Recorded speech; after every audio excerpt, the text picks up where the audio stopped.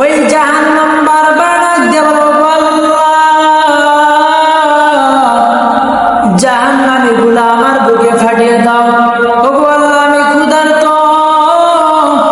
সমস্ত জাহান্নামীগুলোকে আমার বুকে ফাটিয়ে দাও। আমার আল্লাহ জাহান্নাম কি বলবে, ও জাহান্নাম,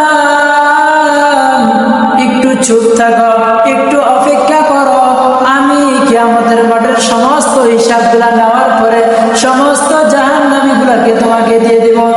জাহান্নাম অপেক্ষা করতে রাজি নাই। আমার আল্লাহ জাহান্নামের 70,000 ফেরেশতাদেরকে বলবে, ও ফেরেশতারা যাও, জাহান্নামকে আঁকড়িয়ে ধরো, শিকল দিয়ে আঁকড়িয়ে ধরো। জাহান্নামের 70,000 ফেরেশতা জাহান্নামকে শিকল দিয়ে আঁকড়িয়ে রাখবে, তবুও তারা জাহান্নামকে আঁকড়িয়ে রাখতে পারবে না।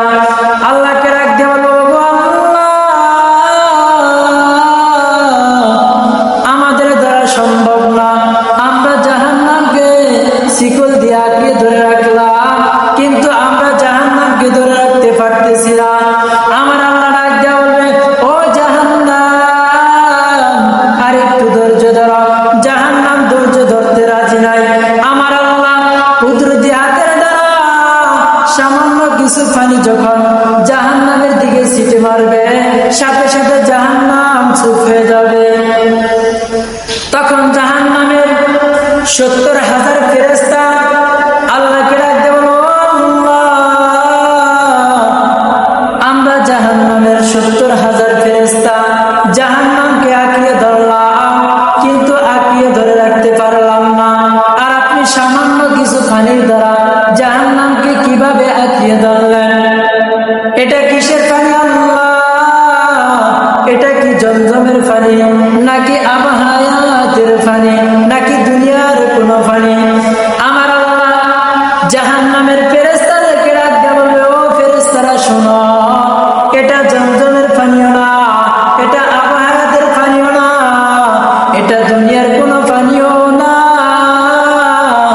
এটা হলো একমাত্র আমার গুনাহগার নাফরমান বান্দাগুলার চোখের পানি। রাতের বেলা ঘুম না যাইয়া একা একা নামাজের মুসল্লা বিছাইয়া আমি মাওলাকে ডাক দিয়ে বলেছি, আল্লাহ, আমি অনেক গুনাহগার, আমি একজন পাপী বান্দা, আল্লাহ আপনি আমাকে মাফ করে দেন। আমি আল্লাহ ওই চোখের পানিগুলা একত্রিত করে একটা বাটির ভিতরে রেখেছিলাম।